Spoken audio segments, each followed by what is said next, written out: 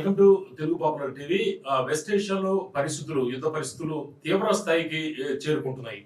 Iran south పార్స్ సహజ వాయు రిఫైనరీపై Israel దాడి చేయడం, అదేవిధంగా దాన్ని తిప్పికొడుతూ ప్రతీకార దాడులు ఇరాన్ కూడా చేస్తోంది. అంటే ఇది సౌదీ అరేబియా కావచ్చు, యుఏఈ కావచ్చు, ఖతార్లోని పెట్రోకెమికల్ గ్యాస్ ఫీల్డ్స్ పై ఇరాన్ ప్రతీకార దాడులు చేస్తోంది. దీంతో పాటు ఒక కొత్త కోణం ఏంటంటే అమెరికా మీద దాడులు చేయడానికి ఇరాన్ సిద్ధంగా ఉంది. కొన్ని స్లీపర్ సెల్స్ యాక్టివేట్ అయ్యాయి అనే వార్తలు కూడా వస్తున్నాయి. ఈ నేపథ్యంలో పరిస్థితులు ఎటువంటి టర్న్ తీసుకోబోతున్నాయి? మనతో మాట్లాడడానికి సురేష్ కోచటిల్ గారు ఉన్నారు, జియో పొలిటికల్ అనలిస్ట్. నమస్కారం సురేష్. సురేష్ గారు, ఇప్పుడు ఇజ్రాయిల్ ఇరాన్ ఫీల్డ్స్ మీద సహజవాయు రిఫైనరీ మీద దాడి చేయడం, ఇరాన్ దాన్ని తిప్పికొడుతూ కొన్ని దేశాల మీద దాడులు చేయడం, అంటే దీని ప్రభావం ఏ స్థాయిలో ఉండే అవకాశం కనిపిస్తుంది? యుద్ధాల్లో ఇదొకటి యాంటిసిపేటెడ్ ఉంది. యాక్చువల్లీ ఇది కూడా ఎవరు ఊహించకుండా ఉండరు. డెఫినెట్ గా జరుగుతుంది అనుకున్నారు. కానీ అందరూ హార్మోన్స్ మీద అటెన్షన్ ఉన్నప్పుడు ఇజ్రాయెల్ ఏం చేశారంటే, ఇప్పుడు మొన్న వాళ్ళు ఇరాన్లో ఉన్న సౌత్ పార్స్ అని చెప్పి ఒక గ్యాస్ ఆయిల్ ఫీల్డ్ మీద దాడి చేశారు. మనం దీన్ని మాట్లాడే ముందు ఈ రీజన్ గురించి కొంచెం అర్థం చేసుకోవాలి. ఒకవైపు ఇరాన్ ఉంది, ఇంకొక వైపు ఖతార్. వీళ్ళు నడిమిట్లో ఉన్న స్ట్రేట్ ఆఫ్ హార్మూస్ మీరు చూసుంటారు, పర్షియన్ గల్ఫ్ అంటారు. హార్మూస్ కొంచెం ముందుకుంది యాక్చువల్లీ. సో ఈ స్ట్రేట్ ఆఫ్ ఇక్కడ ఈ పర్షియన్ గల్ఫ్ ఏరియాలో ఒక ఆయిల్ ఫీల్డ్ ఉంది, అంటే సీలో ఉంది, అంటే నీళ్ళలో ఉంది. సీ అని కాదు, you can call it waterway. అక్కడ హైడ్రోకార్బన్స్ ఉంది అన్నమాట. సో దానికి ఖత్తర్ వాళ్ళ టెరిటోరియల్ వాటర్స్లో ఉన్నది వాళ్ళ టెరిటరీ, ఇరాన్ టెరిటోరియల్ వాటర్స్లో ఉన్న వాళ్ళ టెరిటరీ. ఇది వీళ్ళు ముందే అంగీకరించుకొని సంతకం కూడా పెట్టారు. దీన్ని ఒకవైపు సౌత్ పార్స్ అంటారు, ఇరాన్ వైపు ఉన్నది. ఇటువైపు ఏమో రాస్ లఫాన్ అని చెప్పి వీళ్ళ రిఫైనరీ కూడా ఉంది అక్కడ వీళ్ళది. సో అది ఖతార్ వైపు ఉన్న మెయిన్ గ్యాస్ ఫీల్డ్స్ అన్నమాట. ఈ గ్యాస్ ఫీల్డ్స్ మీద ఇప్పుడు ఇజ్రాయెల్ దాడి చేశారు. మనం అర్థం చేసుకోవాల్సిందంటే, ఖతార్ నార్త్ ఫీల్డ్ కి ఇరాన్ సౌత్ పాస్ కి నడిమిట్లో ఒక లైన్ గీశారు నీళ్ళలో. ఇది మీది, ఇది మాది అని చెప్పేసి వాళ్ళు డిస్ప్యూట్ లేదు, నడుస్తుంది. కానీ వీళ్ళు ఏరియా చూస్తే ఇరాన్కి తక్కువ ఏరియా ఉంది. ఓకే, ఇరాన్కి ఆల్మోస్ట్ ఒక 3700 square kilometres area Iran gas ఫీల్డ్లో ఉంది. ఖతార్ వైపు ఏమో అది 6000 స్క్వేర్ కిలోమీటర్స్ ఉంది. నాకు తెలిసింది ఖతార్ పాపులేషన్ చాలా తక్కువ, 4 లక్షల మంది. అందరూ వార్డులో ఉంటుంది ఇక్కడ, అంతే వాళ్ళ పాపులేషన్, వాళ్ళ లోకల్ పాపులేషన్. తర్వాత ఎక్స్పాట్రియేట్స్ చాలా ఉన్నారండి. వాళ్ళ 1980s దాకా వాళ్ళంత పెద్ద రాజ్యం ఏమి కాదు, డబ్బులు లేవు అసలు. 1980sలోనే ఈ హైడ్రోకార్బన్స్ బయటకు వచ్చింది. ఈ సీ బెడ్లో గ్యాస్ ఉందని తెలుసు. ఉన్నది 3000 మీటర్ల లోతులో నీళ్ళలో ఉందన్నమాట. 3000 మీటర్ల లోతులో ఉందన్నమాట. అట్లాంటి పరిస్థితుల్లో దీన్ని బయటికి తీయడానికి వాళ్ళ దగ్గర ఆ టైంలో టెక్నాలజీ లేకుండే. తర్వాత 10 సంవత్సరాలు కష్టపడి టెక్నాలజీ తీసుకొచ్చారు. ఆ టెక్నాలజీ తెచ్చుకున్న తర్వాత ప్రొడక్షన్ మొదలై 1990s నుంచి ఖతార్కి డబ్బులు రావడం మొదలైంది. అదే టైంలో ఇరాన్ కూడా వాళ్ళు కూడా అంగీకరించారు. అప్పుడే వాళ్ళు 10 ఇయర్ వార్ నుంచి బయటపడ్డారు సదాం హుస్సేన్తో. వాళ్ళకు కూడా డబ్బులు కావాలి. ఇరాన్ దగ్గర ఆయిల్ ఉంది, గ్యాస్ ఉంది, లిక్విడ్ న్యాచురల్ గ్యాస్ ఎల్ఎన్జీ. అటువైపు ఖతార్ దగ్గర గ్యాస్ ఒకటే ఉంది, ఆయిల్ లేదు వాళ్ళ దగ్గర. ఇప్పుడు ఇజ్రాయెల్ చేసిన దాడికి కూడా మనం ఎందుకు చూడాలంటే, ఇది డబ్బులు ఖతార్కి 80% వాళ్ళ రెవెన్యూ ఈ గ్యాస్ నుంచి వస్తుంది. మీకు ఒక ఐడియా ఇవ్వాలంటే, అది క్యూబిక్ ఫీట్ల క్యాల్కులేషన్ ఉంటుంది. మన ప్రేక్షకులు అంతా అర్థం చేసుకోగలుగుతారో తెలియదు మనకు, కానీ we can talk about it. ఒక ఖతార్ ప్రొడ్యూస్ చేస్తున్న ప్రతిరోజు వాళ్ళు 18.5 బిలియన్ క్యూబిక్ ఫీట్ గ్యాస్ బయటికి తీస్తారు. 18.5 బిలియన్ క్యూబిక్ ఫీట్. అదే టైంలో ఇరాన్ పక్కన ఉన్నారు కదా, హాఫ్ ద ఏరియా ఉంది, హాఫ్ అయినా ప్రొడ్యూస్ చేయాలి కదా, 9 అయినా రావాలి కదా, 5 కూడా లేదు, 2 ఓన్లీ 2 బిలియన్. దానికి కారణాలు ఉన్నాయి. ఒకటి, టెక్నాలజీ లేదు వీళ్ళ దగ్గర. ఇరాన్ దగ్గర టెక్నాలజీ లేదు. ఇరాన్ ఎప్పటి నుంచో అమెరికా బ్లాక్ లిస్ట్ చేసి పెట్టారు. ఇరాన్ టెక్నాలజీ వాడలేకపోతే ఖతార్ డబ్బులు విపరీతంగా వాళ్ళకి వచ్చింది. దాంతో వాళ్ళు సడన్ గా రిచ్ అయిపోయారు, డబ్బులు ఎక్కువైపోయాయి. న్యూస్ ఛానల్ కూడా స్టార్ట్ చేశారు, అల్ జజీరా. ఎందుకంటే వాళ్ళకి మిగతా ఇక్కడ ఉన్న వెస్ట్ ఏషియాలో ఉన్న కంట్రీస్ తో పడదు Gulf complex. Al Jazeera Qatar నుంచే. Qatar award by Qatar. Qatar ఈ రాయల్ ఫ్యామిలీ. అది కాకుండా వాళ్ళు లోకంలో ఎక్కడ ఉన్న యూనివర్సిటీలు కానీ షేర్ మార్కెట్లు కానీ అన్ని డబ్బులు పెట్టారు. ప్రతి లోకం మొత్తం కొనుక్కున్నా అనుకున్నారు. మన ప్రెసిడెంట్ ట్రంప్ వెళ్ళినప్పుడు ఒక ఎయిర్క్రాఫ్ట్ ని గిఫ్ట్ చేశారు ఆయనకి, ప్రెసిడెన్షియల్ ఎయిర్క్రాఫ్ట్. అంత డబ్బులు ఉంది వాళ్ళ దగ్గర. ఈ డబ్బులన్నీ వచ్చేది ఈ గ్యాస్ నుంచి. అంటే ఈ లెక్కన ఈ ఇరాన్ మీద శాంక్షన్స్ లేకపోతే ఇరాన్ కూడా ఖతార్ లాగా ఉండేది. కరెక్ట్. అట్లీస్ట్ మొత్తం ఖతార్ లేకపోతే సగం సగమైన ఉంటుండే. కానీ అది ఇరాన్ ప్రాబ్లం. ఈవెన్ ఆయిల్ కూడా అంతే కదా, ఇరాన్ అమ్మలేకపోతున్నారు, ఇక్కడ అమ్ముతున్నారు ఎవరికి? చైనాకి. వాడు బేరం ఆడి తక్కువ తీసుకుంటాడు, వాడు డబ్బులు ఎట్లా కడుతున్నాడో మనకు తెలియదు.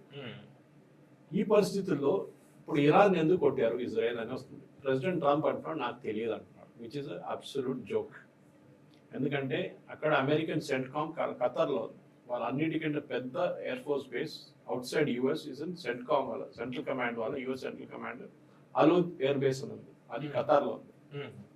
అక్కడ ఒక చిన్న ప్లేన్ లేకుంటే ఈవెన్ ప్లేన్ ఎందుకు, మీకు చిన్న డ్రోన్ ఎక్కడి నుంచి టేక్ ఆఫ్ అయింది అనుకోండి 1500-3000 కిలోమీటర్ల ముందు కూడా వీళ్ళకి తెలిసిపోతుంది. అంత పవర్ఫుల్ రాడార్స్ ఉంది. ఆ టైంలో ఖతార్ పక్కన ఉన్న ఇరాన్ గ్యాస్ ఫీల్డ్ మీద ఎంత 60 కిలోమీటర్ 70 కిలోమీటర్ దూరం ఉంటుంది అంతే. వచ్చి కొట్టినప్పుడు అమెరికాకి తెలియదా? తెలుసు. ఎందుకంటే ఆటోమేటిక్ దీనికన్నా ముందు మీకు గుర్తుంటుంది పవన్ గారు, ఈ 12 Day వార్ జరిగినప్పుడు లాస్ట్ ఇయర్ జూన్, అప్పుడు కూడా ఇరాన్ ఖతర్ మీద ఒక దాడి చేశారు. ఇజ్రాయెల్ కూడా కొట్టారు, ఇరాన్ కూడా కొట్టారు. ఇజ్రాయెల్ ముందు కొట్టారు, ఎందుకు అక్కడ ఉన్న హమాస్ కొంతమంది హమాస్ లీడర్స్ ని చంపడానికి కొట్టారు, గుర్తుంటుంది. అది పార్షియలీ సక్సీడ్ అయిందంటారు, కొంతమంది చనిపోయినారంటే తెలియదు మనకి ఎంత. దాని మీద పెద్ద గొడవ అయింది. దాని తర్వాత ఇరాన్ మీద దాడి చేశారని చెప్పి ఖతార్ మీద మళ్ళీ దాడి చేశారు. కానీ అది కూడా అమెరికన్ ఎయిర్ ఫోర్స్ బేస్ ఇదే అలూద్ బేస్ మీద చేశారు. కానీ ముందే చెప్పారు మేము ఫోటో వస్తున్నాం అందరు రెడీగా ఉండండి అని చెప్పారు ముందు. ఈ పరిస్థితిలో జరిగింది. ఇరాన్కి ఈ గ్యాస్ మీద చాలా మటుకు వాళ్ళ ఆల్మోస్ట్ వాడుకుంటున్న ఈ గ్యాస్కి ఆల్మోస్ట్ 80% ఇరాన్ వాళ్ళ కోసం వాడుకుంటారు. వాళ్ళ పవర్ ప్లాంట్స్ నడిపించడానికి, వాళ్ళ ఇండస్ట్రీస్ నడిపించడానికి అన్నిటికీ గ్యాస్ యూజ్ చేస్తారు. అండ్ 2 బిలియన్ ఉంది, ఎక్కువ లేదు, 2 బిలియన్ ఉంది. అక్కడ 18 బిలియన్ ఉన్న ఖతార్ 80% ఎక్స్పోర్ట్ చేసి 20% వాళ్ళ దానికోసం వాడుకుంటారు. ఇప్పుడు చాలా మంది అడుగుతారు ఇది ఎందుకు చేశారు, ఇజ్రాయెల్ కావాలని ఇరాన్ని కొట్టారంటే నా లాజిక్ ఏంటంటే ఎస్, ఇరాన్ ఖతార్ని కొట్టలేరు, సారీ ఇజ్రాయెల్ ఖతార్ని కొట్టలేరు ఇప్పుడు ఈ పరిస్థితుల్లో. ఓకే, ఇరాన్ని వెళ్ళి కొట్టారు. ఇరాన్ ఏం చేశారు, ఇజ్రాయెల్ కొట్టాలి కదా, ఇజ్రాయెల్ కొట్టలేదు, ఖతార్ని కొట్టారు. లాజిక్, మీ ఎయిర్ ఫోర్స్ బేస్ మీ దగ్గర ఉంది, సో మేము ఎకానమీని మొత్తం ధ్వంసం చేసేస్తాం, మా ఎకానమీ ఎట్లా ధ్వంసం చేస్తారు మీది కూడా అట్లా చేస్తాం. ఇప్పుడు ఖతారీ ఫారెన్ ఎనర్జీ ఒక స్టేట్మెంట్ కూడా ఇష్యూ చేస్తారు, ట్వీట్ కూడా ఇష్యూ చేస్తారు. మా దగ్గర ఉన్న ఈ ఆయిల్ ఫీల్డ్ మీద రస్ లఫాన్ అని చెప్పి వాళ్ళ ప్రాసెసింగ్ యూనిట్ యాక్చువల్లీ ఐలాండ్ మీద ఉన్నది. అంటే ఇది నీళ్ళనే కాకుండా నీళ్ళ నుంచి పంప్ చేసి తీసుకొస్తున్న గ్యాస్ని రీఫైన్ చేస్తారు, దానికి 3-4 బై ప్రొడక్ట్స్ వస్తుంది. దాని మీద దాడి చేస్తారు, రస్ లఫాన్ మీద. చాలా పెద్ద ఎక్స్టెన్సివ్ రిఫైనరీ కాంప్లెక్స్, చాలా డ్యామేజ్ జరిగింది. ఇప్పుడు ఇంటర్నేషనల్ ఎక్స్పర్ట్స్ ఏం చెప్తున్నారు, శాటిలైట్ పిక్చర్స్ అంతా చూసిన తర్వాత ఈ డ్యామేజ్తోని బయటికి పడాలంటే ఖతార్కి నెక్స్ట్ 5 సంవత్సరాలు పడుతుంది. ఓకే, ఇరాన్ ఏమంటున్నారు, మా వైపు జరిగిన దాడుల్లో మాకు డ్యామేజ్ అంతా ఏం జరగలేదు, 12% మా ఇరానియన్ ప్రొడక్షన్ దెబ్బతిన్నది అంతే. ఖతార్ కూడా అంతే ఉండొచ్చు, కానీ వాళ్ళ కాంప్లెక్స్ పెద్దది అండ్ వాళ్ళ ప్రొడక్షన్ ఎక్కువ. అంటే సురేష్ గారు, ఇప్పుడు సౌత్ పార్స్ అనేది ఇరాన్ కి ఒక ఆయువు పట్టు, దాన్నేమో వీళ్ళు ఇజ్రాయెల్ వాళ్ళు కొట్టారు, దానికి ప్రతిగా వీళ్ళు రస్ లఫాన్ మీద కొట్టారు. అయితే ఈ రస్ లఫాన్ మన దేశానికి చాలా కీలకం అంటున్నారు, నిజమా? కరెక్ట్. మనకి చాలా మటుకు గ్యాస్ ఎక్కడి నుంచి వస్తుండే, ఖతార్ ఇన్ఫాక్ట్ లోకంలో ఉన్న మొత్తం గ్యాస్ ప్రొడక్షన్ కి 20% ఖతార్ దగ్గర నుంచి వస్తుంది. మిగతా చాలా దేశాలు ఉన్నాయి ఇంక్లూడింగ్ రష్యా, యుఎస్ దగ్గర కూడా గ్యాస్ ఉంది. అట్లాంటి చాలా దేశాలు, కానీ 80% బయట, ఇది ఓన్లీ ఖతార్ 20% మనకి దగ్గర, అదొక అడ్వాంటేజ్. కానీ ఇప్పుడు ఏం జరిగిందంటే ఖతార్ ఒక గుర్రం మీద ఎక్కి కూర్చున్నారు ఇప్పుడు దాకా, ఇప్పుడు ఆ గుర్రం నుంచి కిందికి దిగా రావాల్సి వస్తుంది వాళ్ళకి. వాళ్ళు ఏమనుకున్నారంటే అమెరికా మమ్మల్ని కాపాడుతారు, మేము దానికోసం వాళ్ళకి ఇంత పెద్ద బేస్ ఇచ్చాము, బేస్ ఇవ్వడం ఒకటే కాదు, ఆ బేసిక్ కావాలనే ఖర్చు కూడా ఖతార్ చూసుకుంటున్నారు. I believe it's $1 billion Qatar చూసుకుంటుంది. అక్కడ 8,000 మంది American service men and women ఉన్నారు అక్కడ, వేలాది ఎయిర్క్రాఫ్ట్ ఉంది వాళ్ళ దగ్గర. అట్లా ఉన్నప్పుడు వీళ్ళు ఇజ్రాయెల్ వస్తున్నారని చెప్పి ఖతార్కి ఒకసారి వార్నింగ్ ఇవ్వచ్చు కదా, ఇరాన్ కొట్టడానికి వస్తున్నారు కేర్ఫుల్గా ఉండండి అని చెప్పి చెప్పలేదు. ప్రెసిడెంట్ ట్రంప్ అంటున్నాడు నాకు అసలు తెలియదు అంటారు, which is not possible, humanly impossible. ఆయన దీని నుంచి బయటపడడానికి ట్రై చేస్తున్నాడు. ఎందుకంటే నాకు తెలిసిందంటే మళ్ళీ ఖతార్ అంటే మీరు నిద్రపోతున్నారా, మాకు చెప్పొచ్చు కదా ముందు, మా మిసైల్ అని మేము రెడీ చేసుకుంటుండే కదా, మాకేం తెలుసు ఇరాన్ కొడతారండి, ఇరాన్ కొడతారు. ఇప్పుడు దీంతో ఏం జరిగిందంటే ఒకటైతే అఫ్ కోర్స్ ఆయిల్ గ్యాస్ ఒక పెద్ద దెబ్బ, ఆల్రెడీ ఆయిల్ కొంచెం 120 దాకా వచ్చేస్తుంది, $118. ఈ పరిస్థితుల్లో బయటపడాలంటే ఏం జరగదు. ఇప్పుడు ఖతార్ ఏమంటున్నారంటే మాకు ఇంకా ఎస్టిమేట్ చేస్తున్నాం, డ్యామేజ్ జరిగింది ఎస్, కానీ ఆ డ్యామేజ్ ఎంత ఎఫెక్ట్ అవుతుంది ప్రొడక్షన్ అని చూడాల్సి వస్తుంది అన్నమాట. కానీ పవన్ గారు దీనికన్నా పెద్ద పిక్చర్ దీంట్లో జియో పొలిటికల్ యాంగిల్ దీంట్లో. ఒకటి, ఈ యుద్ధం ఇప్పుడు నడిపిస్తుంది ఇజ్రాయెల్. ప్రెసిడెంట్ ట్రంప్ నాకు తెలియదని చెప్తే యాక్చువల్లీ యుద్ధం నడిపిస్తుంది ఇజ్రాయెల్. జూయిష్ లాబీ అని చెప్పలేదు, వాళ్ళు వాళ్ళ పని చూసుకుంటున్నారు, వాళ్ళ దేశం చూసుకుంటున్నారు, దే సర్వైవల్. ఇజ్రాయెల్ ఉండకూడదు అంటున్నారు Iran. Israel should not exist on the face of earth అంటే అక్కడ ఉన్న ప్రజలు ఎక్కడికి వెళ్తారు, ప్రజల్ని కూడా చంపేశారని అంటున్నారు. ఇజ్రాయెల్ ఏం చేస్తారు, ఊరుకుంటారా? కాదు కదా, వాళ్ళు కొడతారు, తిప్పి కొడతారు, అదే చేస్తున్నారు వాళ్ళు. ఇజ్రాయెల్కి ఒక చెప్తారు ఎగ్జిస్టెన్స్ కోసం మన ఫైట్, ఇది మనగుడ కోసం పోరాటం. అమెరికాది కాదు కదా, అమెరికాకి ఆ ప్రాబ్లం లేదు, వ్యాపారం. వాడు ఇప్పుడు ఏం చేస్తున్నాడు చూడండి, ఇవాళ పెద్ద డీల్ అనౌన్స్ చేసేయండి, ఈ గల్ఫ్ దేశాలన్నీ మా దగ్గర నుంచి ఆయుధాలు కొంటున్నారంట. దేనికోసం? ఇరాన్ పంపించే డ్రోన్లని మిసైల్ని ఆపుకోవడానికి. ఇరాన్ ఎవరు కొట్టారు? అమెరికా కొట్టారు, ఇజ్రాయెల్ నుంచి కొట్టారు. మీరు కొట్టిన దానికే వాడు డ్రోన్లు మిసైల్ కొడుతున్నాడు, మీరు కొట్టకపోతే జరగకపోతుండే. మీరు కొట్టిందని చెప్పి మీరు మళ్ళీ వెళ్ళి ఆయుధం అమ్ముతున్నారు వీళ్ళకే, గల్ఫ్ నేషన్స్కి. చూడండి వాళ్ళ బిజినెస్ మోడల్ ఎట్లా ఉంది, చాలా మంచి బిజినెస్ మోడల్. అంటే సురేష్ గారు ఇప్పుడు ఇరాన్ మీద దాడులు చేస్తుంటే మనకి పెద్దగా ఇబ్బంది ఏం లేదు, ఎందుకంటే అది ఏదైనా ఇబ్బంది ఉంటే ఆ దేశానికి ఇబ్బంది ఉంటుంది, లేకపోతే చైనాకి ఇబ్బంది ఉంటుంది, ఏదైనా ఉంటే రష్యా కొంత ఫీల్ అవుతుంది. అయితే ఇరాన్ వాడు ఇప్పుడు రసల్ అఫాన్ మీద దాడి చేయడం కావచ్చు, లేకపోతే సౌదీ అరామ్కో పైన దాడులు చేయడం కావచ్చు, కువైట్, అబుదాబి, వీటి మీద ఇరాన్ వాడు ప్రతి దాడులు చేస్తున్నాడు. దీని మీద ఇండియా యాంగిల్లో మనం ఎటువంటి ఇబ్బందులు ఎదుర్కోబోతున్నాం? ఒకటి మేము అర్థం చేసుకోవాల్సింది, ప్రతి క్రైసిస్ ఒక ఆపర్చునిటీ. ప్రతి క్రైసిస్ మనకు తెలిసిందే, కోవిడ్ వచ్చినప్పుడు దాకా మనకి పిల్లలు ఇంట్లో కూర్చొని చదువుకోవచ్చు అని మాకు తెలియదు, టీచర్లు ఆన్లైన్ చదువు చెప్పొచ్చు అని అది కూడా తెలియదు. ఓకే, అది కాకుండా వర్క్ ఫ్రమ్ హోమ్ అనే కాన్సెప్ట్ పనిచేసే వాళ్ళకి ఐటీ కంపెనీ, బీపీఓ కంపెనీ వాళ్ళకి అట్లా కూడా కాన్సెప్ట్ ఉందని మనకు తెలియదు. డిజిటల్ పేమెంట్, జూమ్ అనేది ఏంటని తెలియదు, అప్పుడు తెలిసిందంత. దాని తర్వాత డిమానిటైజేషన్ వచ్చింది. ఒకసారి డిమానిటైజేషన్ వచ్చినప్పుడు కరెన్సీ అవుట్ అయిపోయింది. గవర్నమెంట్ ఏం అదే టైంలో దానికన్నా కొంచెం ముందు యూపీఐ లాంచ్ చేశారు. మీ క్యాష్ అక్కర్లేదు కదా, మీరు డిజిటల్ పేమెంట్ కట్టేస్తే అయిపోతుంది కదా. అందరు నవ్వారు ముందు, ఏంటి డిజిటల్ పేమెంట్. చిదంబరం కూడా చెప్పారంటే ఒక ఫేమస్ స్టేట్మెంట్ ఒకటి, కూరగాయలు అమ్ముతున్నా లేడీకి ఏముంటుంది, ఇంటర్నెట్ ఉంటుందా, ఏముంటుంది అన్నారు. ఇప్పుడు చూడండి, సో ప్రతి క్రైసిస్ ఒక ఆపర్చునిటీ తీసుకొస్తుంది. నిన్న రాత్రి నేను సిఎన్బిసిలో ఒక ఇంటర్వ్యూ చూసాను, చాలా బాగుంటుంది. మన కంట్రీలో ఎథనాల్ ప్రొడ్యూస్ చేసే one of the biggest companies, నేను పేరు మర్చిపోయాను ఆ కంపెనీది. వాళ్ళేమన్నారంటే మనం పెట్రోల్, ఇప్పుడు మీరు నేను కార్లో పోసే పెట్రోల్, డీజిల్, పెట్రోల్కి స్పెషల్లీ ఎథనాల్ మిక్స్ చేస్తున్నారు 20% దాకా. ఇప్పుడు 30 పెంచాలనగానే కొంతమంది కార్ల ఇంజిన్ అన్ని డ్యామేజ్ అవుతుంది, అది ఇది అని చెప్పి పెద్ద క్యాంపెయిన్ నడిపించారు మీడియాలో. అందరూ పార్టిసిపేట్ చేశారు మీడియాలో, మీరు చూసుంటారు. గవర్నమెంట్ అన్నారు సరే మీరు పని చేయండి, ఆ రీసెర్చ్ రిపోర్ట్స్ మాకు ఇవ్వండి, ప్రూఫ్ తీసుకురండి. ఒక్కడు రాలేదు. ఈ క్యాంపెయిన్ ఎవరు నడిపించారు? ఇదే గల్ఫ్ కంట్రీస్ నడిపించారు. ఎందుకంటే మనం 10% తగ్గిస్తే 10% వాళ్ళ ఫ్యూయల్ పడిపోతుంది మనకు కావాల్సింది. ఓకే, ఇప్పుడు వీళ్ళేమంటున్నారంటే మనకు అసలు అక్కర్నే లేదు, ఈవెన్ మన ఎయిర్లైన్స్ కూడా మన ఎథనాల్తో నడిపించుకోవచ్చు. ఎథనాల్ అనేది మన దగ్గర వస్తుంది, మన దగ్గర షుగర్ కేన్ నుంచి వస్తుంది, అది మన ఫార్మర్స్కి చాలా డబ్బులు వస్తాయి దాని నుంచి కావాలంటే. కానీ ఆయిల్ లాబీ దాన్ని ముందుకు రానియట్లేదు. ఓకే, ఈయనేమంటున్నాడు, మా దగ్గర చాలా మటుకు యూనిట్స్ ఉన్నాయి, తెలిసిన ఇండస్ట్రీలు వాళ్ళు ఎథనాల్ వాడుకుంటున్నారు వాళ్ళ ప్రొడక్షన్కి. అది కాకుండా ఇదే ఎథనాల్తో కుకింగ్ చేసే చాలా యూనిట్స్ ఉన్నాయి, స్టవ్స్ ఉన్నాయి. కానీ ఆ టెక్నాలజీని ముందుకు తీసుకెళ్ళలేకపోతున్నాం, ఎందుకంటే గవర్నమెంట్ ఆఫ్ ఇండియా మమ్మల్ని ఎంకరేజ్ చేయట్లేదు. నితిన్ గడ్కరీ గారు ఒకరే ఉన్నారు, ఆయన ఎంకరేజ్ చేస్తున్నారు, ఆయన పాపం చాలా కష్టపడుతున్నారు, ఆయన లాబీలో ఉన్నాడు, ఆయనకి ఏదో ఫ్యాక్టరీ ఉందని చెప్పి వీళ్ళు పెద్ద పుకారు లేపారు. ఆయనకి ఏం లేదు, ఎథనాల్ ఫ్యాక్టరీ లేదు, ఏం లేదు. అది సెల్ఫిష్ ఇంట్రెస్ట్ ఉండొచ్చు, ఎందుకంటే ఆయన మహారాష్ట్రలో మ్యాక్సిమం షుగర్ ప్రొడక్షన్ నడుస్తుంది. కానీ ప్రూవ్ అయిన టెక్నాలజీని, ఇంజిన్లు పోతున్నాయి, ఫ్యూయల్ ఎఫిషియన్సీ తగ్గుతుందని చెప్పి పెద్ద క్యాంపెయిన్ నడిపిస్తున్నది ఈ గల్ఫ్ కంట్రీస్లోనూ. ఆయిల్ అదే డబ్బులు విపరీతంగా కోట్లు కోట్లు ఇచ్చింటారు మన పబ్లికేషన్స్కి, వాళ్ళు అదే న్యూస్ చెప్పారు. ఇప్పుడు వీరేమంటున్నారంటే మేము ఇది అన్ని ప్రొడ్యూస్ చేయొచ్చు. నాకు ఇవ్వాలి, నేను ఇక్కడ వచ్చే ముందు మా ఫ్రెండ్ ఒకరు ఒక పెద్ద ఎడ్యుకేషనల్ యూనివర్సిటీలో వాళ్ళు కేటరింగ్ అంతా వాళ్ళే చూసుకుంటారు కంప్లీట్గా. అంటే అక్కడ ఫుడ్ స్టూడెంట్స్కి, ఫ్యాకల్టీకి, హాస్టల్ ఉండే పిల్లలందరికీ. ఇప్పుడు దాకా వీళ్ళందరూ గ్యాస్ మీద డిపెండ్ ఉన్నారు. ఇవాళ వాళ్ళకి అగ్రిమెంట్ సైన్ చేశారంట, కంప్లీట్లీ ఎలక్ట్రిక్కి షిఫ్ట్ అయిపోతున్నాం.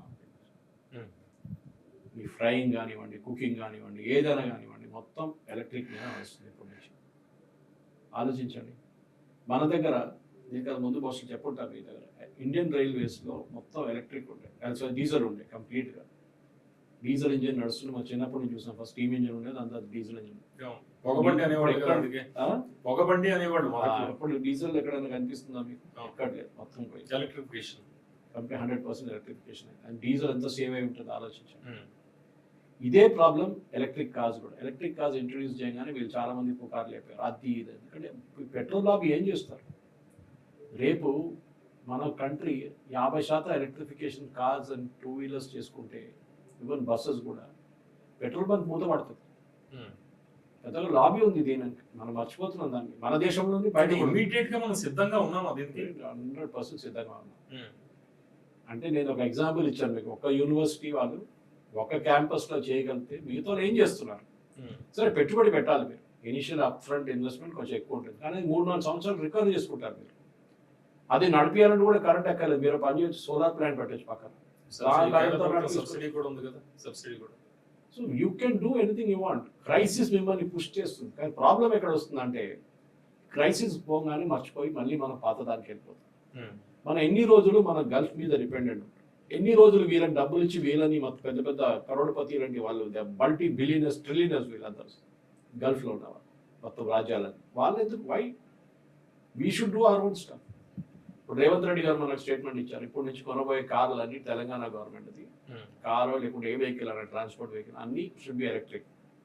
మన సిటీలో కూడా చాలా ఎలక్ట్రిక్ బస్సెస్ సపోర్ట్ చేస్తుంది గవర్నమెంట్ కూడా. మన సిటీలో కూడా చాలా ఎలక్ట్రిక్ బస్సెస్ తిరుగుతుంది. ఆలోచించండి ఎంత సేవ్ అవుతుంది. దానికన్నా ముందు సిఎన్జి మొదలు పెట్టారు, ఢిల్లీ లాంటి ప్లేస్ సిఎన్జి. మనకు అన్నిటికన్నా పెద్ద అడ్వాంటేజ్ అంటారు పవన్ గారు, మనకు ఉన్నది సన్. సంవత్సరాలు అట్లీస్ట్ 9 నెలలైనా 10 నెలలైనా సన్ లైట్ చాలా స్ట్రాంగ్ గా ఉంటుంది. ప్లస్ ఫ్రీ, అది ఫ్రీ, మనం వాడుకుంటలేము దాన్ని. This is what we need to do.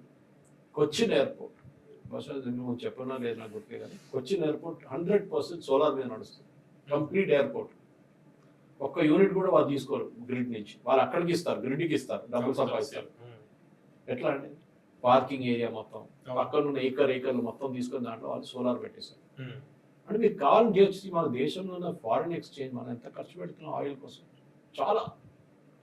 We can save all that. ఇది ఒక ఆపర్చునిటీ. కానీ చెప్పడానికి ఇప్పుడు నేను చెప్పగానే చాలా మంది అంటారు, ఆ సురేష్ గారు చెప్పడానికి బాగానే ఉంది, చేసి చూపించండి అని. నేను చూపించడం కాదు, గవర్నమెంట్ షుడ్ మూవ్ దిస్ నా. కంపల్సరీ ఎలక్ట్రిక్, ఆల్రెడీ ఎలక్ట్రిక్ వెహికల్కి చాలా మటుకు ట్యాక్స్ ఎగ్జంప్షన్ ఇస్తున్నారు, రిజిస్ట్రేషన్ ఎక్స్పెన్స్. కానీ ఇంకా చేయాలి దీనికి. అది కాకుండా కుకింగ్, ఇప్పుడు ఉన్న హోటల్స్ కానీ మిగతా కమర్షియల్ ఎస్టాబ్లిష్మెంట్, సరే చిన్న చిన్న కోట్లకు మిర్చి బజ్జీ వాళ్ళకి నేను సోలార్ చెప్పి ఎలక్ట్రిక్ అని చెప్పలేము. వాళ్ళు they can continue with LPG. Pipe natural gas, మనం ఇప్పుడు దాని గురించి మాట్లాడుతాం. గవర్నమెంట్ అన్నారు నిన్న కూడా, ప్రతి అపార్ట్మెంట్లో పైప్ న్యాచురల్ గ్యాస్ ఉండాలి. ఎందుకు లేదు? ఎందుకంటే పెట్టుబడి ఎవరు పెడతాడు? కొత్త అపార్ట్మెంట్లో ప్రాబ్లం లేదు మీకు, 400-500 అపార్ట్మెంట్ ఉంది, దాంట్లో ఏం చేస్తారు, బిల్డరే ఇచ్చేస్తాడు ఆ ఫెసిలిటీ. ఆ ఎల్లో కలర్ ఒక పైప్ ఉంటుంది. కానీ పాత దానికి ఏం చేస్తారు, 10-20 సంవత్సరాలు పాత ఉన్న అపార్ట్మెంట్కి ఏం చేస్తారు, ఎవరు కడతారు, ఎవరు పెట్టుబడి పెట్టడానికి రెడీ లేదు. అక్కడ government has to give a subsidy. Or Bhagyanagar gas, మన దగ్గర ఉన్న భాగ్యనగర్ గ్యాస్ అంటారు, వాళ్ళు ఒక లాంగ్ టర్మ్ ఇన్వెస్ట్మెంట్ లాగా మీరు తీసుకోండి, 3 సంవత్సరాలు 4 సంవత్సరాలు మేము ఈఎంఐ లాగా ఛార్జ్ చేసుకుంటే మాకు వచ్చేస్తుంది. That makes sense. Okay Suresh గారు, ఇప్పుడు విదేశాల్లో ఉన్న వాళ్ళు తెలుగు పాపులర్ టీవీలో మన ఇంటర్వ్యూలు చాలా మంది చూస్తున్నారు, చాలా మంది ఫాలో అవుతున్నారు. దాంతోపాటు స్పెసిఫిక్ గా యుఎస్ లో చాలా మంది ఫాలో అవుతున్నారు మీ ఇంటర్వ్యూ.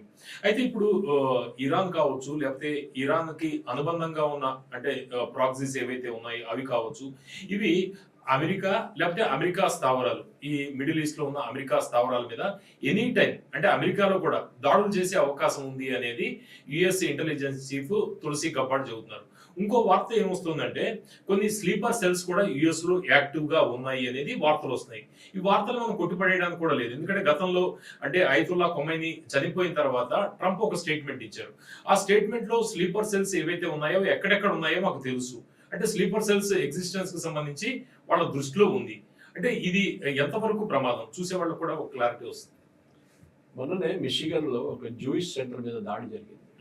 కార్ తీసుకొని ఒక I think state of Somalia అనుకుంటారు స్టేట్ దాడి చేసింది.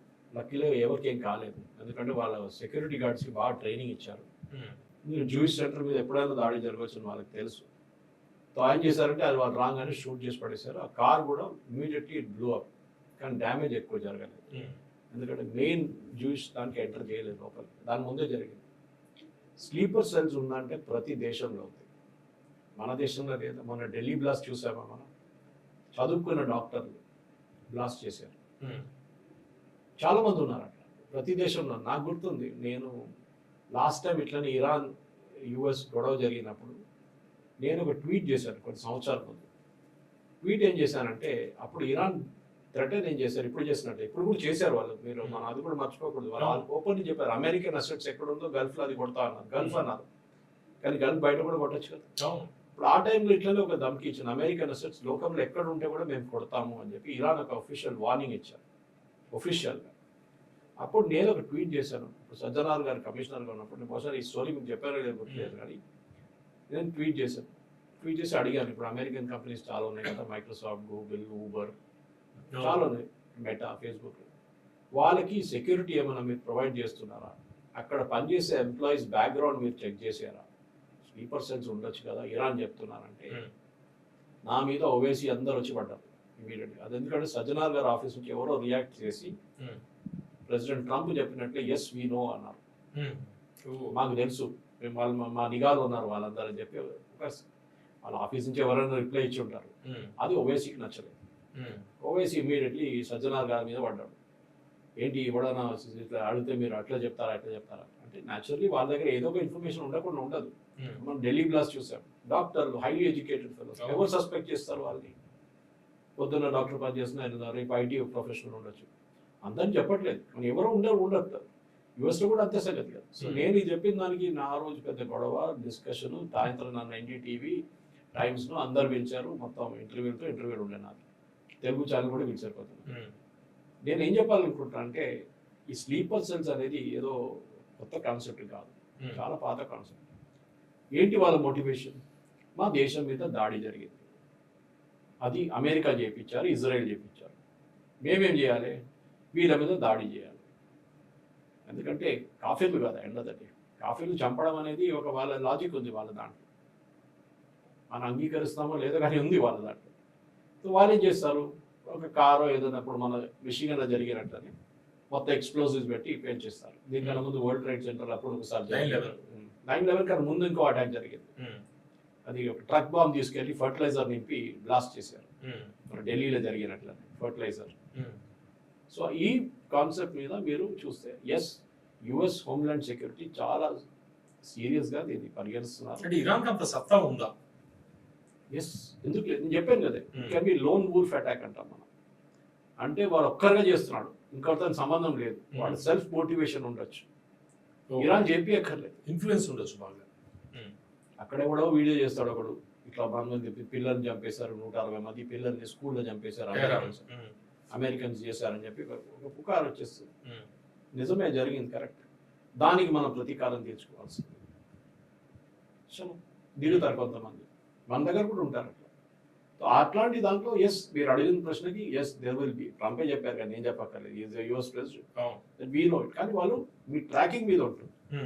ఇప్పుడు మన దగ్గర ఢిల్లీలో జరిగిన బ్లాస్ట్ లో కూడా 8 మంది ఉన్నారు, 8 మందిని పట్టుకున్నారు, 9ోడు ఎస్కేప్ అయ్యాడు, వాట్ బ్లాస్ట్ చేసేది. అదే ప్రాబ్లం. సో ఇక్కడ కూడా వీళ్ళ వైపు నుంచి ఇంటెలిజెన్స్ కానీ రియల్ టైమ్ ఇంటెలిజెన్స్ కానీ అది డెఫినెట్గా అక్కడ ఉన్న గవర్నమెంట్ ట్రాక్ చేస్తూ ఉంటారు. వాళ్ళ వైపు ఉన్న తులసి గబార్డ్ చేసిన స్టేట్మెంట్ కానీ అట్లాంటి వాళ్ళు, they know what the job is, వాళ్ళు చేస్తున్నారు. మన ఎప్పుడు చెప్తారు, security forces have to be lucky all the time. Terrorist వీళ్ళకి ఓన్లీ వన్స్ అంటారు. ఒక్కటేసారి టెర్రరిస్ట్ లక్కీ కాదు సార్. బాంబ్ బ్లాస్ట్ చేస్తే 100 మంది చనిపోతారు, ఆడికి కావాల్సిన పబ్లిసిటీ వస్తుంది. కానీ 99 సార్లు సెక్యూరిటీ ఫోర్సెస్ ఇంటెలిజెన్స్ వాళ్ళు వీళ్ళని ఆపుంటారు. మనకు తెలియదు, చెప్పారు కదా, మేము ఇక్కడ బ్లాస్ట్ చేయాలి, మీరు బ్లాస్ట్కి వెళ్ళారు, మేము పట్టుకున్నాం. కొంతమంది చెప్తారు కానీ మోస్ట్ ఆఫ్ దమ్ ఎవరు మాట్లాడారు. ఎందుకంటే నెక్స్ట్ టైం వాళ్ళకి తెలిసిపోతుంది. మోడల్స్ ఆపరండి, పోలీసు ఇట్లా పట్టుకుంటారు, మనం ఏం చేయకూడదు, ఇట్లా యూజ్ చేయకూడదు అని. సో ఇంటెలిజెన్స్ వాళ్ళు మాట్లాడారు ఇక్కడ. ఇదే పరిస్థితి అమెరికాలో కూడా. బహుశా ఇప్పుడు దాకా ఆపుంటారు వాళ్ళు, మనకు తెలియదు. జరిగితే కదా మనకు తెలిసేది, జరగకపోతే మనకు తెలియదు. ఇది ప్రాబ్లం అనమాట.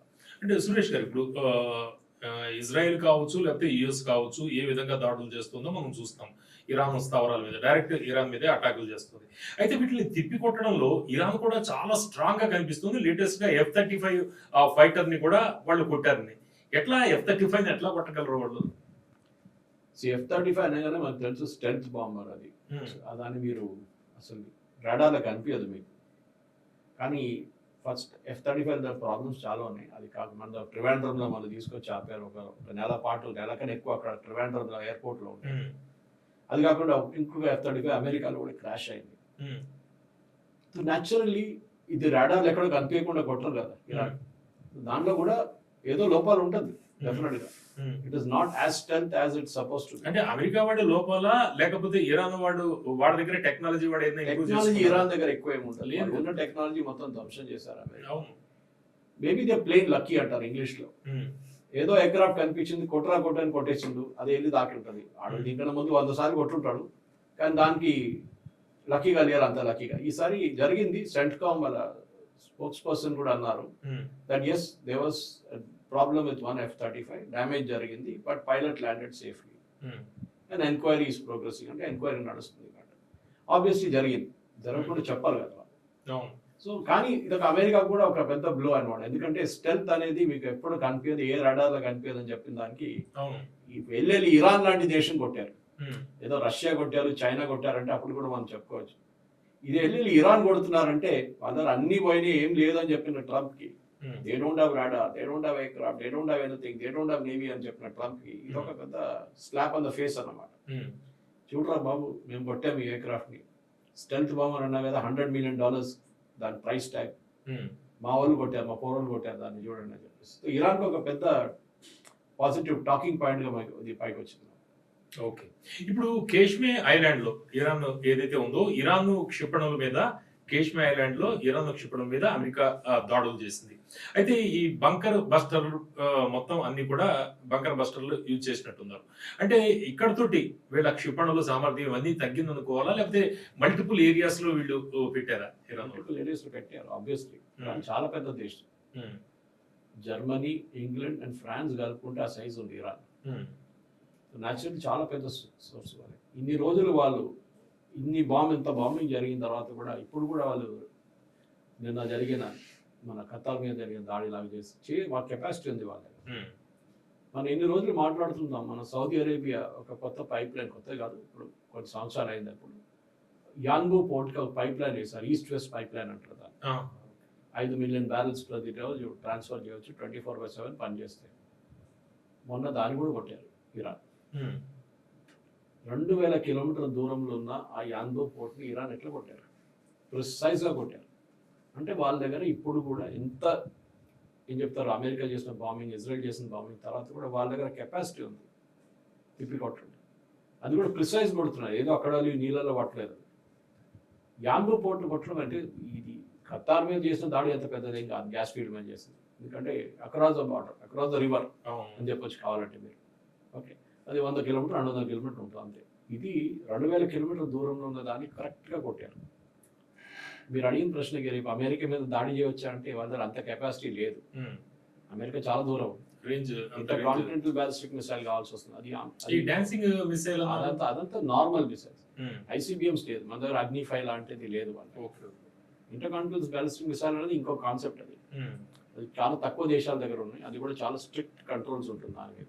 డాన్సింగ్ మిసైల్ అది 6000 రేంజ్ ఏదో ఉన్నారు, కానీ అప్పుడు కూడా అది టెస్టెడ్ లేదు.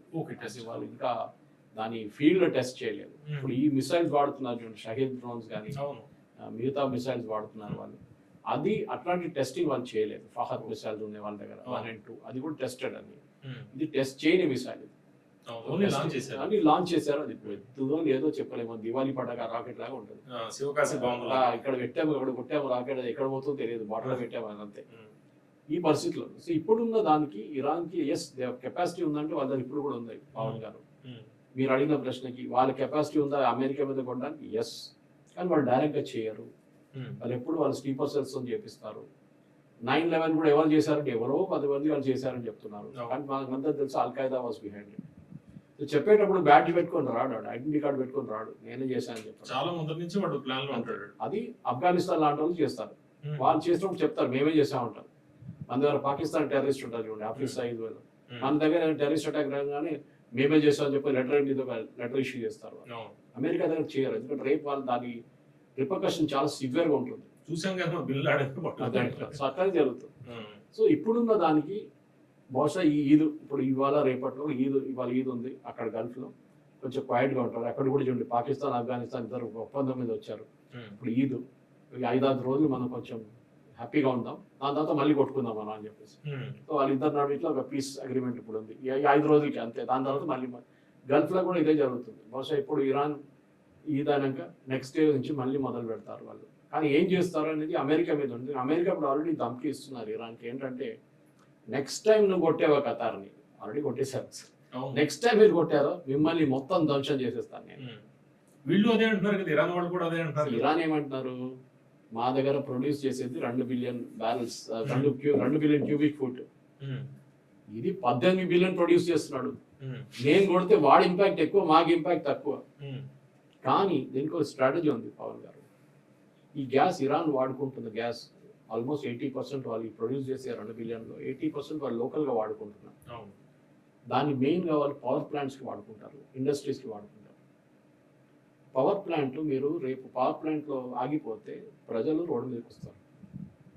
ఇది క్యూబాలో నడుస్తుంది. క్యూబాలో చూస్తారు కదా, చాలా రోజుల నుంచి, సంవత్సరాల నుంచి ఆల్మోస్ట్ పెట్టారు. ఇప్పుడు లాస్ట్ 2-3 నెలల నుంచి అసలు ఆయిల్ అలౌ చేయట్లేదు, క్రూడ్ ఆయిల్, పెట్రోల్ కానీ డీజిల్ కానీ ఏదైనా. అక్కడ ఉన్న పవర్ ప్లాంట్స్ అన్ని బంద్ అయిపోయినాయి. వాళ్ళ దగ్గర బొగ్గు గీగు దాంతో నడిపే హైడల్ గీడల్ ఏం లేదు మనలాగా. ఒకటే కాన్సెప్ట్ ఉంది, ఆయిల్ మీద నడుస్తుంది అంతే.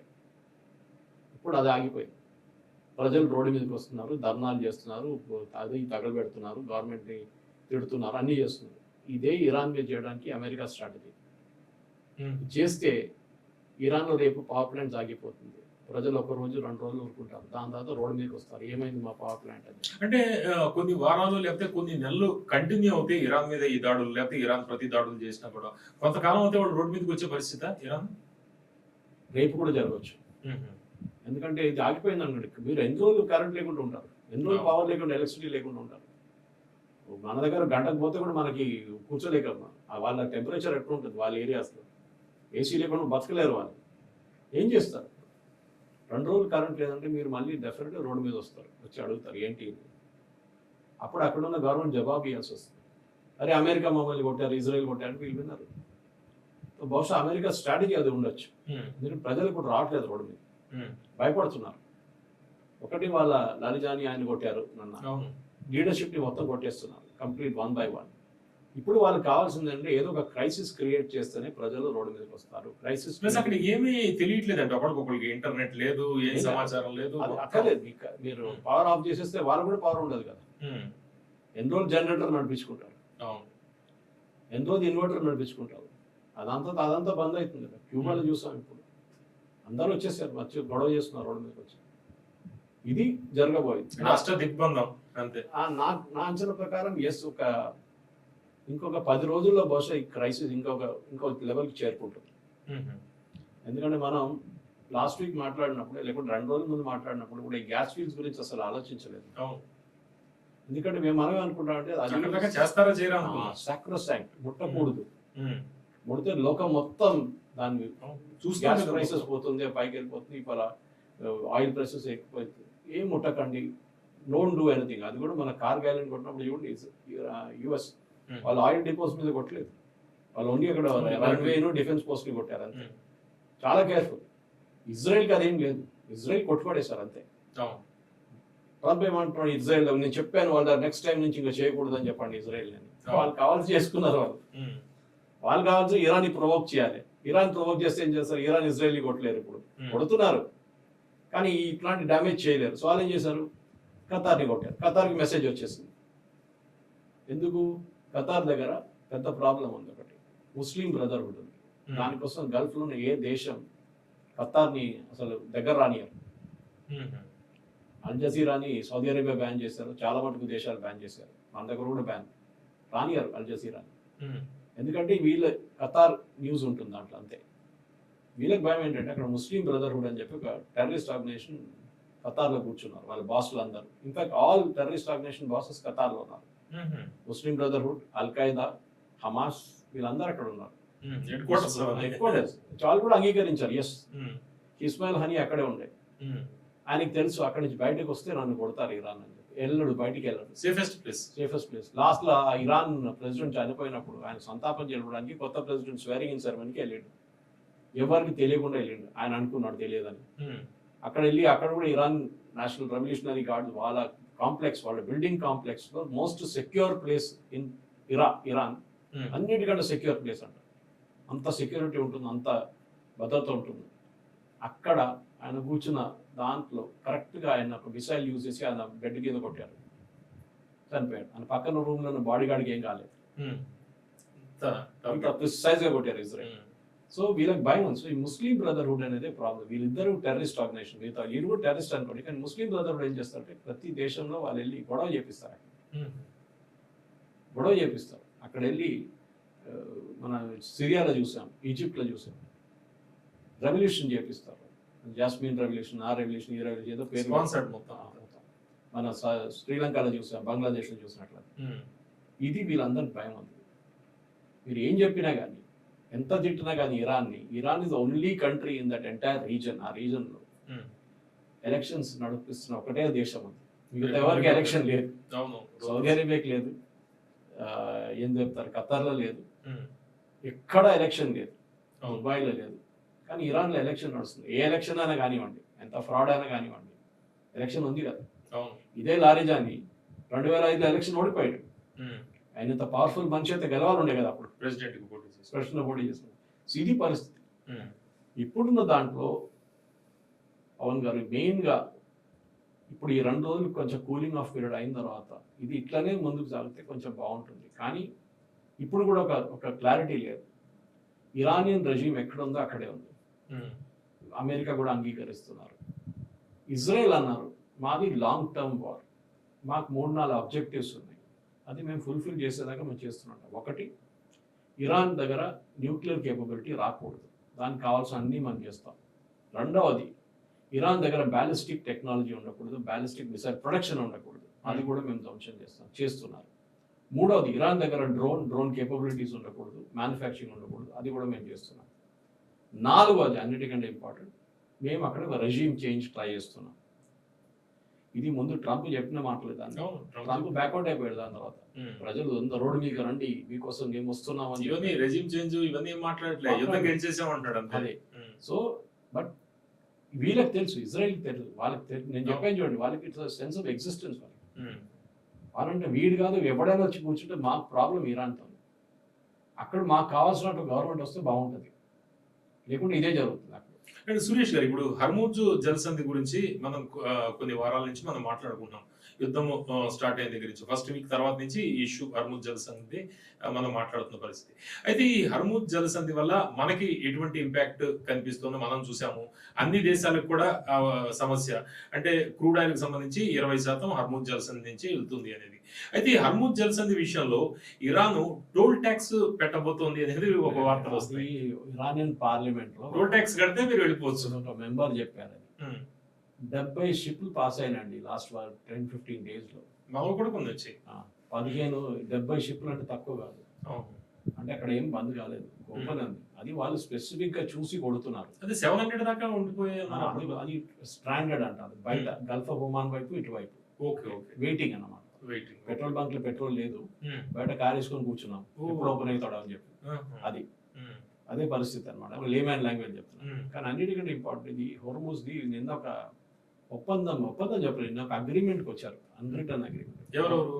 యుఎస్ వాళ్ళ అలైస్ కలిసి, ఇంక్లూడింగ్ జపాన్. వీళ్ళేమంటారంటే మేము ఎవరెవరు దాన్ని ఓపెన్ చేయడానికి ట్రై చేస్తాం వాళ్ళని సహాయం చేస్తాం మేము చాలా ఒక ఏం చెప్తారు అంత క్లియర్గా వర్డింగ్ లేదు ఇది. ఒక డిప్లొమాటిక్ లాంగ్వేజ్లో కూడా లేదు.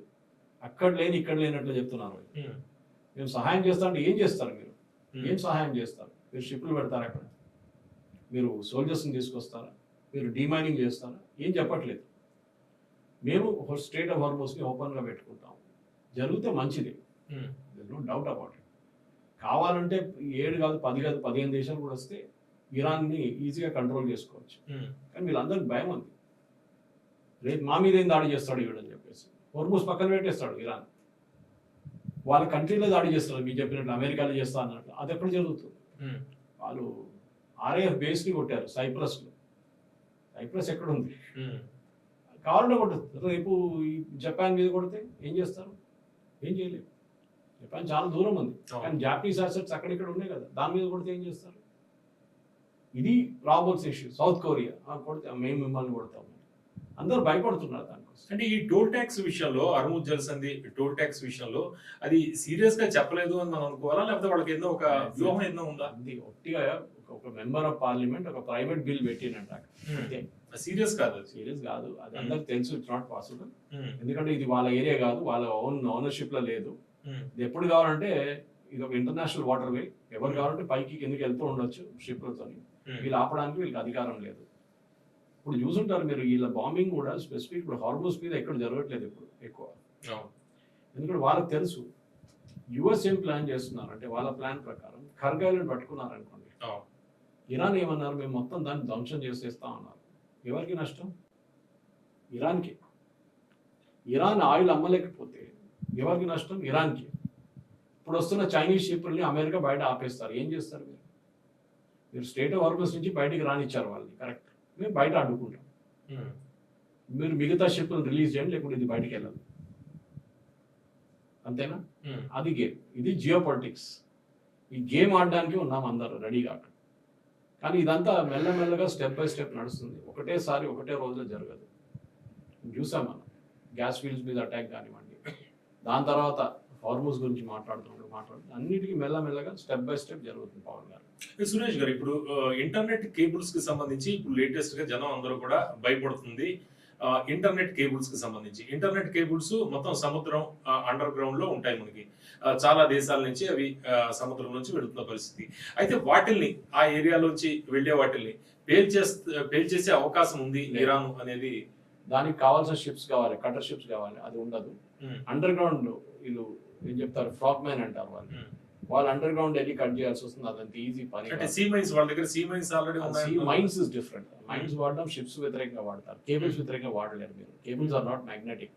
ఓకే ఓకే, అదొక పెద్ద ప్రశ్న. అది పెద్ద ఫ్లోటింగ్ కాదు కదా. దీన్ని లోకలైజ్ ఎక్స్ప్లోసివ్ డివైస్ పెట్టి మీరు చేయొచ్చు, అండర్ వాటర్ ఎక్స్ప్లోసివ్ డివైస్ పెట్టి అది చేయొచ్చు, కానీ చాలా కాంప్లికేటెడ్. సో అది చేస్తే ఏమవుతుందంటే ఇరాన్ కి సపోర్ట్ లో ఉన్న దేశాలు కూడా వ్యతిరేకం అయిపోతారు. ఇరాన్ తెలుసు అది, దట్ కమ్యూనికేషన్ డిస్టర్బ్ చేస్తే మా మీద కూడా వస్తుందని చెప్పి వాళ్ళకి చాలా క్లియర్ గా తెలుసు. ఇదంతా ఒక బ్యాటిల్ సెనారియోలో ఇస్తున్న స్టేట్మెంట్. పవన్ అంతా సీరియస్ గా తీసుకోక్కర్లేదు. ఇది అందరూ గేమ్ ఆఫ్ బ్లఫ్ ఆడుతున్నారు. నా దగ్గర పెద్ద ట్రంప్ కార్డ్ ఉంది, నేను కొడుతున్నాను చూడు అని చెప్పేసి. ట్రంప్ కార్డ్ ఉండదు, ఏముండదు వాడి దగ్గర, కానీ గేమ్ ఆఫ్ బ్లఫ్ ఆడతారు వాళ్ళు. ఇది కూడా అంతే, మేము ఇది చేస్తే మిమ్మల్ని కొడతాం అంటాడు. వాడి కొడతాడో లేదా మన తలాలు చూడాలి. ఇరాన్ చెప్పింది చేశారు, చేయలేదని కాదు, కానీ ఎంత అంటుకుని మన 100% వాళ్ళ వైపు నుంచి ఏం చేస్తారో 100% చెప్పలేము. వాళ్ళ కేపబిలిటీ చాలా తగ్గింది ఇప్పుడు. అంటే ఇప్పుడు యుఎస్ స్టాండ్ పాకిస్తాన్ విషయంలో కొద్దిగా మారే అవకాశం ఉంది అనేది కూడా వస్తుంది, నిజమేనాది? ఇదే స్టేట్మెంట్ ప్రతి సంవత్సరం యుఎస్ ఇంటెలిజెన్స్ డిపార్ట్మెంట్ ఇస్తారు. మనం దాన్ని గమనించట్లేదు. ఎవ్రీ ఇయర్ ఇస్తారు స్టేట్మెంట్. మన వ్యతిరేకంగా కూడా స్టేట్మెంట్ ఇస్తారు. ఇండియాలో రిలీజియస్ ఫ్రీడమ్ లేదు, అది ఇది అని చెప్తారు. వీళ్ళ మీద న్యూక్లియర్ థ్రెట్ అని చెప్తారు. దాన్ని రెగ్యులర్ వాళ్ళ దగ్గర వాళ్ళ పార్లమెంట్ అంటే వాళ్ళ కాంగ్రెస్ లో వాళ్ళు టెస్టిఫై చేయడానికి వస్తున్నప్పుడు వాళ్ళు ఇస్తున్న స్టేట్మెంట్. ఇదంతా ప్రిపేర్డ్ స్టేట్మెంట్స్.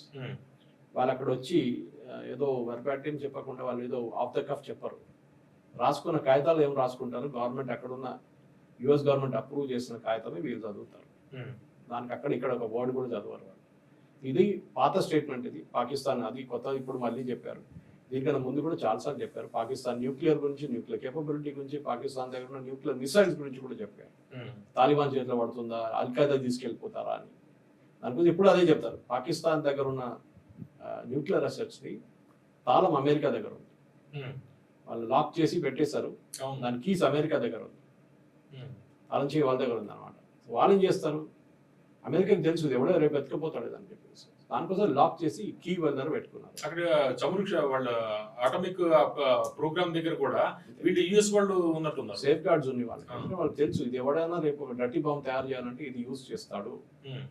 పాకిస్తాన్లో రేపు తాలిబాన్ వాడికి పిచ్చి పట్టేస్తుంది ఆల్రెడీ కాబుల్లో, వాడు రేపు వచ్చి వీళ్ళ ప్లాంట్ కొడితే ఏమవుతుంది, నెక్స్ట్ 5,000 కాదు 10,000 సంవత్సరాలు అక్కడ ఉండలేరు ఎవరు పక్కన. వీడు ఎవరికో అమ్ముకుంటే వాడు అమెరికానే కొట్టచ్చు మళ్ళీ, చెర్నోబిల్ లాగా అయిపోతుంది. సో ఇది ఉన్న పరిస్థితి. పాకిస్తాన్ ప్రాబ్లం ఏంటంటే వాళ్ళకి రెస్పాన్సిబుల్ న్యూక్లియర్ నేషన్ కాదు, నార్త్ కొరియా లాగా. నార్త్ కొరియా కూడా అంతే, వాడు ఏం చేస్తాడో ఎవరు చేతిలో రాయి అంతే. అది కూడా సో ఇది కూడా అంతే కదా, వీళ్ళ దగ్గర గవర్నమెంట్ స్టెబిలిటీ లేదు. ఒక రోజు ఒక గవర్నమెంట్ ఉంటారు, ఇంకో రోజు ఇంకో గవర్నమెంట్ ఉంటారు, ఒకటి ఆర్మీ బ్యాక్డ్ ఉంటారు, ఒకటి నాన్ ఆర్మీ బ్యాక్డ్ ఉంటారు, ఒకటి ఆర్మీయే ఉంటారు. ఇట్లాంటి గవర్నమెంట్ చాలా ఉంటాయి పాకిస్తాన్. సో స్టెబిలిటీ లేదు. మన దగ్గర అట్లా కదా, మన న్యూక్లియర్ కమాండ్ కి చాలా మంది స్టెబిలిటీ ఉంది, స్టెప్ బై స్టెప్ ప్రాసెస్ ఉంది. ప్రైమ్ మినిస్టర్ లెవెల్ నుంచి కింద దాకా ఒక అప్రూవల్ వస్తేనే న్యూక్లియర్ బాంబ్ లాంచ్ చేయొచ్చు. ఎవరు చేయరనుకోండి, అప్పుడు కూడా చెప్తున్నా హైపోథెటికల్ సిచ్యువేషన్, అది కూడా జరగట్లేదు. ఓకే, ఇరాన్ చుట్టూరా అష్ట దిగ్బంధం చేయడానికి యుఎస్ ప్రయత్నిస్తుంది. అదేవిధంగా ఇరాన్ ప్రతిఘటన కూడా తీవ్ర స్థాయిలో ఉందనేది ఆయన అభిప్రాయం. చూస్తూ ఉండండి తెలుగు పాపులర్ టీవీ.